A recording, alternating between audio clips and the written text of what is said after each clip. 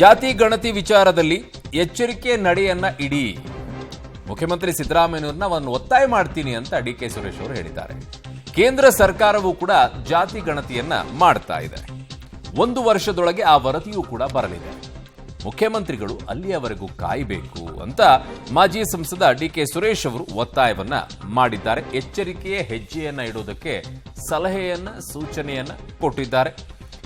ಒಂದಿಷ್ಟು ರಿಪರ್ಕೇಷನ್ ಆಗುವಂತ ಸಾಧ್ಯತೆ ಇರುತ್ತೆ. ಹಾಗಾಗಿ ಮೈ ಮೇಲೆ ಎಳ್ಕೊಳ್ಳೋದು ಬೇಡ. ಇದನ್ನ ಕೇಂದ್ರ ಏನಾದರೂ ಮಾಡಿದಾಗ ಕೇಂದ್ರದ ಮೇಲೆ ಹಾಕೋಣ ಅನ್ನುವಂಥ ಲೆಕ್ಕಾಚಾರ ಪೊಲಿಟಿಕಲಿ ಇರಬಹುದು. ಒಂದು ಒಳ್ಳೆ ಸಲಹೆಯನ್ನ ರಾಜ್ಯ ಸರ್ಕಾರಕ್ಕೆ ಮಾನ್ಯ ಮಾಜಿ ಸಂಸದರಾದಂಥ ಡಿಕೆ ಸುರೇಶ್ ಅವರು ಕೊಟ್ಟಂಗಿದೆ. ಜಾತಿ ಗಣತಿ ವಿಚಾರವನ್ನ ಸ್ವಲ್ಪ ಎಚ್ಚರಿಕೆಯ ನಡೆಯನ್ನ ಇಡಬೇಕಂತ ಹೇಳಿ ಮಾನ್ಯ ಮುಖ್ಯಮಂತ್ರಿಗಳನ್ನ ನಾನು ಒತ್ತಾಯ ಮಾಡ್ತೇನೆ. ಜಾತಿ ಗಣತಿ ವಿಚಾರ ಇವತ್ತು ಕೇಂದ್ರ ಸರ್ಕಾರ ಕೂಡ ಸೆನ್ಸಸ್ ಅನ್ನ ಘೋಷಣೆ ಮಾಡಿದ್ದಾರೆ. ಸೆನ್ಸಸ್ ಮಾಡುವಂತ ಸಂದರ್ಭದಲ್ಲಿ ಯಾವ್ಯಾವ ರೀತಿಯ ಮಾನದಂಡಗಳನ್ನ ಉಪಯೋಗಿಸ್ತಾರೆ, ಅವರು ಕೂಡ ಜಾತಿ ಜನಗಣತಿಗೆ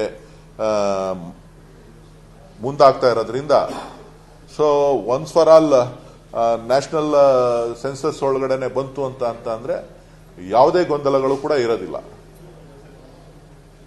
ಸೊ ಜೊತೆಗೆ ಮಾನ್ಯತೆ ಕೂಡ ಸಿಗುತ್ತೆ. ಇಲ್ಲಿ ಮಾನ್ಯತೆಗೆ ಕೊಟ್ಟ ಮೇಲೆ ಮಾನ್ಯತೆಗೂ ಕೂಡ ನಾವು ಹೋರಾಟವನ್ನ ಮಾಡಬೇಕಾಗ್ತದೆ. ಸೊ ಇನ್ನೊಂದು ವರ್ಷದೊಳಗಡೆ ಸೆನ್ಸಸ್ ಕೂಡ ಆಗ್ತಾ ಇರೋದ್ರಿಂದ ಅಲ್ಲಿವರೆಗೂ ಕಾಯಬೇಕು ಅಂತ ಹೇಳಿ ನಾನು ಮಾನ್ಯ ಮುಖ್ಯಮಂತ್ರಿಗಳನ್ನ ಒತ್ತಾಯ ಮಾಡ್ತೇನೆ.